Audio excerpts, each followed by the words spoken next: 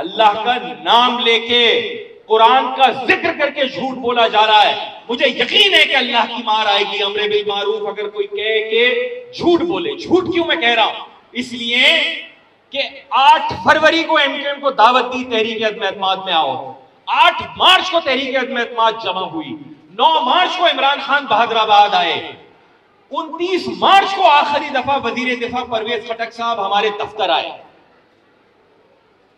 हराम है जो एक बार भी इन साहिबान ने हमसे ये कहा हो कि भाई अमेरिका एक साजिश कर रहा है, मुझे हटाने के लिए तुम्हें पैसे दिए जा सकते हैं, ये काम नहीं करना वरना तुम तारीख में पाकिस्तान के गद्दार डिक्लेयर हो। छोड़ दीजिए एमकेएम को, जहन्नुम में गई एमकेएम। 14 जहां से पीटीआई के एमएनएस ने वोट लिया, जिन्हें 14 एमएनएस को पीटीआई के जीता हुआ दिखाया गया था, उस शहर के लिए क्या मॉडल है? अगर मुल्क का वजीर आजम, मुल्क का सदर, मुल्क का गवर्नर, सूबे का गवर्नर, पूरी वफाकी काबीना होने के बावजूद इमरान खान साहब कुछ ना कर पाए कराची शहर के लिए, तो सलाम है मेरे उन बच्चों को, उन भाइयों को, उन बहनों को कि जो सिर्फ हैंडसम सोच कर एमकेएम से ये सोचते हैं कि यार जिसका कभी ना वजीर आला आया, ना कभी वजीर आजम आया, ना कभी सदर आया, ना इतनी वफाकी वुज़रा आए, जिसके पास ना कभी इख्तियार आया, भाई आप कुछ कर लेते। इस शहर में जो हुआ है वो एमकेएम की वजह से हुआ। अमेरिका ने साजिश भी कर ली, साजिश करके सफीर को बता भी दिया। ये सब साजिश क्यों हो रही है? साजिश इसलिए हो रही है कि हमने इमरान खान की हुकूमत को गिराना है। उस साजिश से बचने के लिए इमरान खान साहब ने क्या किया? उन्होंने अपनी हुकूमत खुद गिरा ली। तो ये तो अमेरिकी साजिश कामयाब हो गई। उन्होंने असेंबली तोड़ दी, वो वजीर आजम नहीं रहे।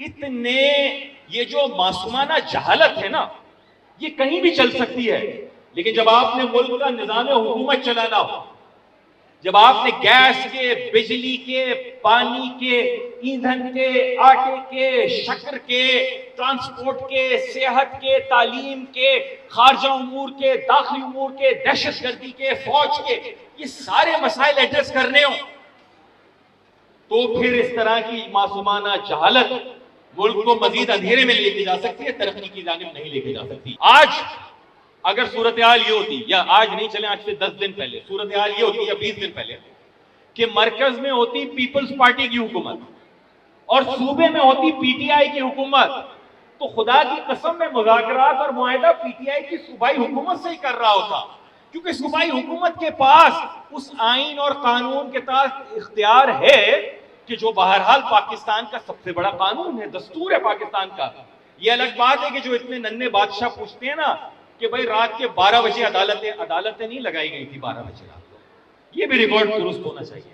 अदालतों की सिर्फ बत्ती खोली गई थी, बहुत सारी जगहों की बत्ती गुल कर दी गई, उसके बाद सिर्फ बत्ती खुली थी और उसके बाद बहुत सारी जगहों की बत्ती गुल हो गई भाई।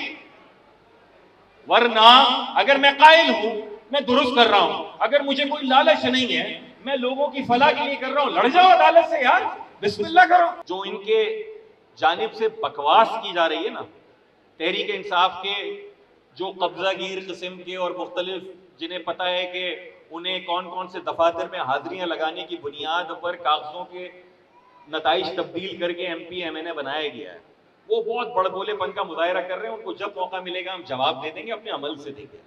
लेकिन इमरान खान साहब ने कहा, एडमिट किया कि मैं सिंध में कोई काम इसलिए नहीं कर सका 18वीं तरमीम की वजह से, और ये मेरी सबसे बड़ी नाकामी है। अब हम कहाँ रहते हैं भाई, कहाँ सियासत करते हैं, कहाँ हमारे बच्चे स्कूलों में जाते हैं, कॉलेज में जाते हैं, हम कहाँ मुलाजमत कारोबार करते हैं? सिंध, कराची में। तो हम क्या करें? यानी हम दोबारा सूबाई हुकूमत से बात करें कि भाई 18वीं तरमीम में तुम्हारे पास इख्तियार है, तुम्हारे पास वसाइल है, तुम्हारे पास पैसे, बैठ के बात कर लो कि इस शहर में काम करोगे तो तुम्हारी सियासत भी चल जाएगी। जो बड़े चैंपियन हमारे तहरीक इंसाफ के दोस्त बनते हैं ना, ये भी गूगल कर लेना। 21 अगस्त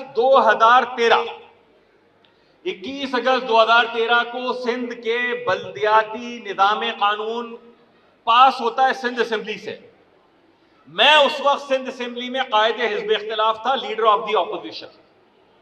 सिवाय एमकेएम के कोई मुखालफत नहीं करता। तहरीक इंसाफ वोट देती है उस कानून के हक में, जिसको अभी ये कह रहे हैं ना कि बहुत बुरा कानून है और एमकेएम ने ये कर लिया। तुमने मिलके पीपल्स पार्टी के साथ वोट दिया था 21 अगस्त 2013 को, सारे के सारे पीटीआई के एमपीएस ने।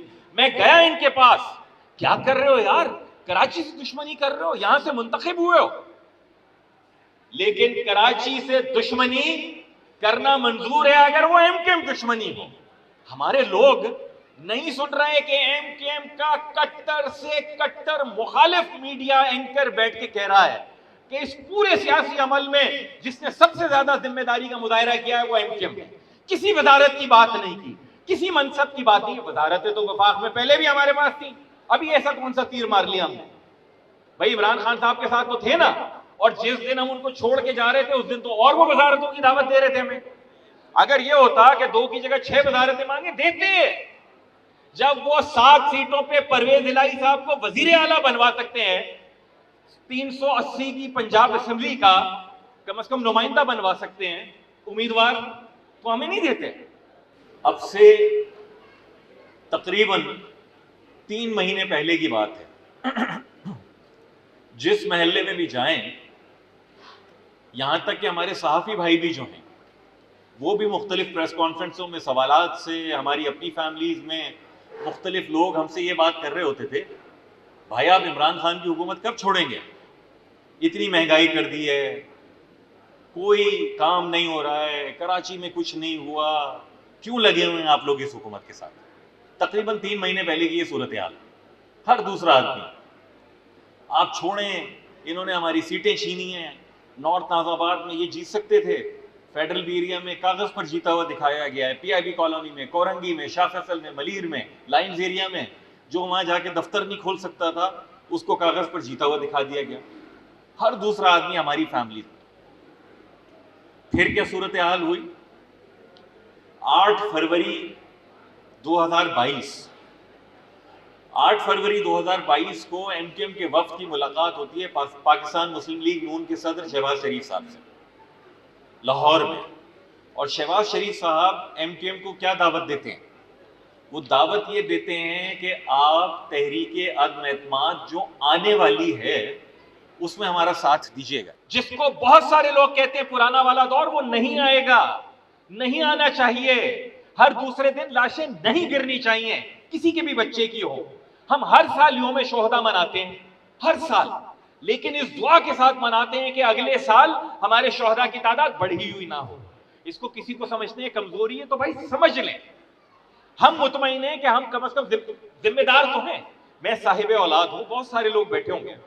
आपके सामने अगर कोई ऐसी तरतीब आए कि आप कोई काम करेंगे और उसका नुकसान आपकी औलाद को होगा, आप वो करते हैं, करने का सोचते हैं जिसमें आपकी औलाद की जान का खतरा हो? यार ये अजीब फॉर्मूला है कि मैं कहूं ये कारकुनान और आवाम मेरे बच्चे हैं, लेकिन इन बच्चों की रोजाना 10-10, 15-15 लाशें गिरती रहें, इनमें से 2-3 हर यूनिट से लापता होते रहें, इनमें से कई हजार जेलों में सड़ते रहें और मैं वही काम किए जाऊं। नहीं कर सकते। आप जिसको लगता है एमकेएम पाकिस्तान कमजोर है, एमकेएम पाकिस्तान ये नहीं कर रही, मैं आपको लिख कर दे रहा हूं, हम नहीं करेंगे।